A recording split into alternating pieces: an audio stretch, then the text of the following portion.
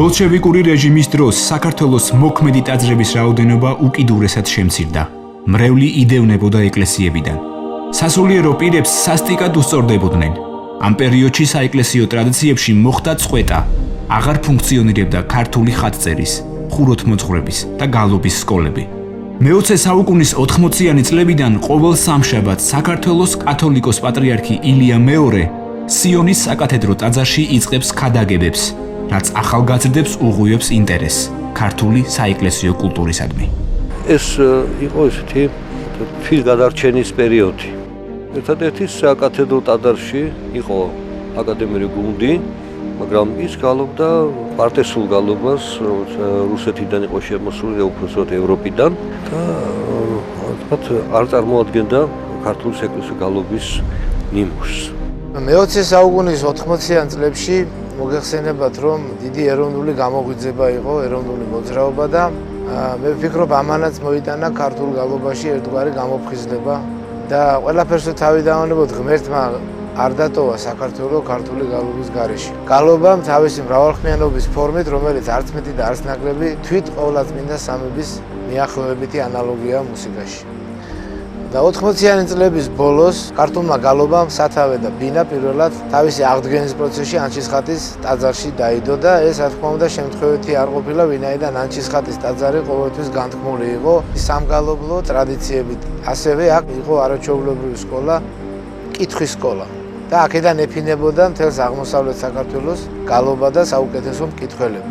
1986-87 წლებში თბილისის კონსერვატორიის სტუდენტების მიერ მალხაზ ერქვანიძის ხელმძღვანელობით ყალიბდება ქართული ტრადიციული და ხალხური მუსიკის შემსრულებელი ანსამბლი.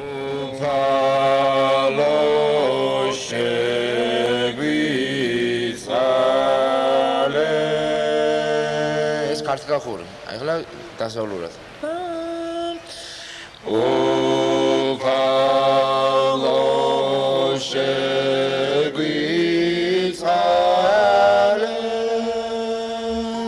ერთხელ მითხრა კუკური ჭოხონელიძემ, რა ბიჭო არ შეგიძლია ერთი გუნდი ჩამოყალიბებაო?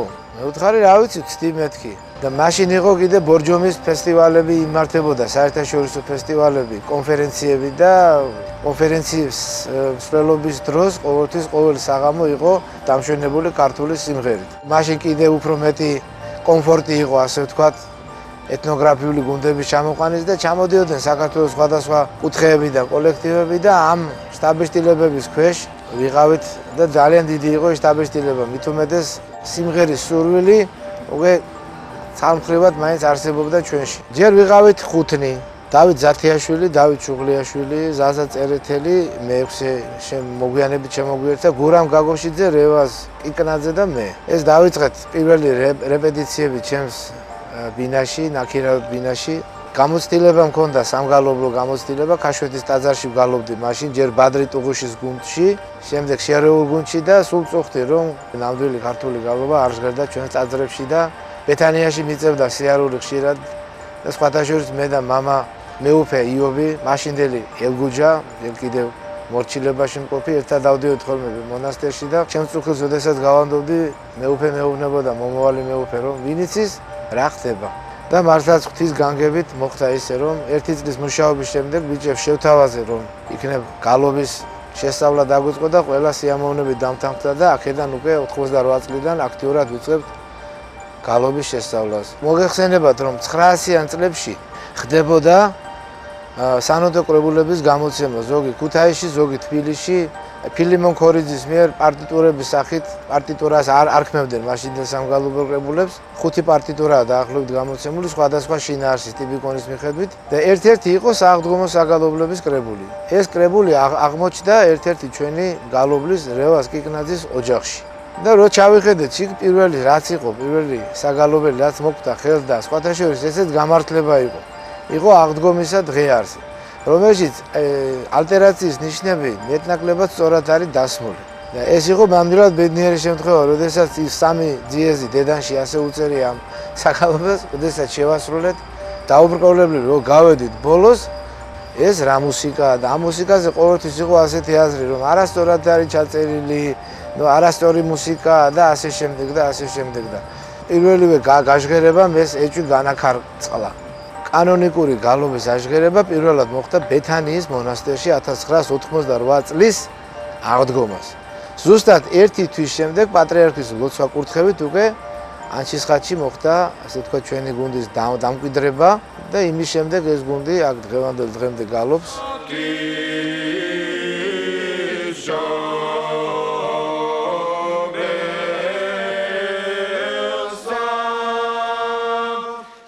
ოთხმოცდარვა წლიდან ეს ბოლშევიკური რეჟიმი დასასრული საგრძნობი ხდება ყველასათვის. პირველად გაიხსნა თბილისში ახალი ტაძრები, უბრალოდ ამოქმედა ძველი ტაძრები. ეს იყო მეტეხის ტაძარი და ანჩისხატი. პატრის კურთხევით მე ანჩისხატის ტაძრის წინამძღვრად დავინიშნე ქართული გალობის დიდი მოღვაწე, შეიძლება ასე ვთქვათ, ქალბატონი ლია სალაყაია. მოვიდა ჩემთან და მითხრა, რომ იქ ანჩისხატშიო პატრის კურთხევით გუნდი არისო, რომელსაც აქვს სურვილი აღადგინოს ძველი ქართული საეკლესიო გალობა. და ცოტა შეიძლება გეუცხოთ, მაგრამ მოითმინეთო. მე მოგეწონებათო. და რადგან პატრის კურთხევა იყო, მართლა მოვითმინე.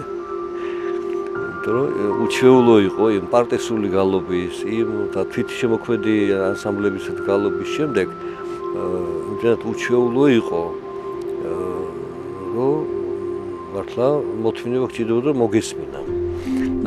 მრევლშიც გაყოფა იყო ზოგი ვთქვათ პატრიოტული გრძნობით ინახდა რომ კარგია და უნდა მოусმოთ ეს არის, თუმცა თვითონაც უჭირდათ და ზოგი მიჩვეული ძველს ამბობდა რომ ნუ ესენი ამახინჯებენო გალობასო და აფუჭებენ წირვალოცვასო და ხელს გვიშლიან მაგრამ მე ერთი რამე შევამჩნიე როდესაც ცოტა ხნით უწმიდესმა ანჩისხატის გუნდი გადმოიყვანა სიონის ტაძარში, საკათედრო ტაძარში მსახურებისთვის, როდესაც იწყებდა გუნდი გალობას, ხალხი ჩუმად იდგა.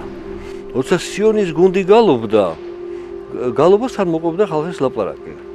ანუ ის გალობა მათთვის იმდენად ისეთი ბუნებრივი გარემო იყო, რომ ისეთი კარგად ცნობდნენ თავს და რასაც სასაუბრო განწყობა უჩნდებოდა და როცა ეს ანჩისხატის გუნდი გალობდა მალხაზის ხელმძღვანელობით, მაშინ ჩუნდებოდნენ ეს უცხო იყო და ის აღვიძებდა მათში ლოცვის განწყობას და მაშინ გალობაც ისმოდა, ლოცვაც ისმოდა, დიაკონის კვერექსიც ისმოდა.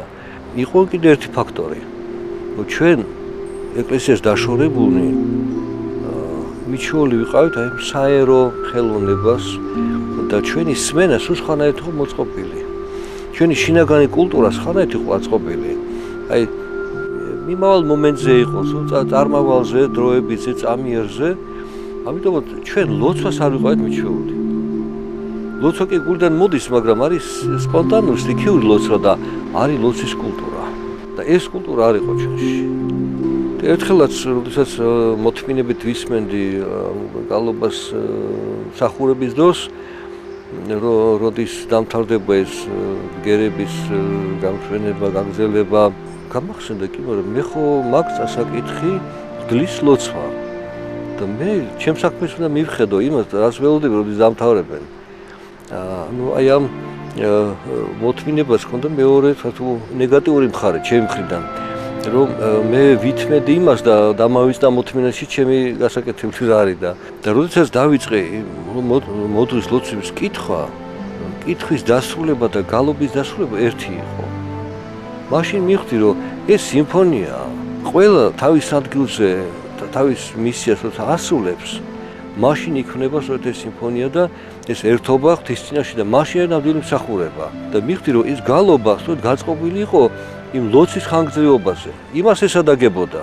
როდესაც ეს ერთობა შეიქმნა, ეს ჰარმონია ღვთისმსახურებისა, მაშინ მივხვდით, რომ ეს არ არის ახალგაზრდების რაღაცა ცდილობა თავის გამოჩენის. ეს მართლა დიდი სიყვარულია იმ წარსულისადმი, რომელიც მარადიულ აწყოს წარმოადგენს ამ ქვეყანას. გალობა და ლოცვა ქრისტიანული კულტურის ნაყოფია. ანჩისხატის ტაძრის გუნდის წამოწყებას არაერთი მიმდევარი გამოუჩნდა. მოხდა დაძლევა ათეისტური კულტურის დროს დანერგილი რითმებისა და ტემპების. ქართული გალობის აღდგენამ ხელი შეუწყო ლოცვის კულტურის ჩამოყალიბებას. თვითნებური არტისტულ-ემოციური ლოცვა ქართული ტრადიციული კითხვის წესით შეიცვალა. კათოლიკოს პატრიარქის ილია მეორეს მიერ შეიქმნა ქართული ტრადიციული გალობის ცენტრი. მოგვიანებით დაარსდა ქართული სამგალობლო სკოლები. ერმა თავისი საერო და სასულიერო ყოფაში გაითავისა ქართული კანონიკური გალობა და დღესაც გრძელდება ქართული საეკლესიო კულტურის განვითარება.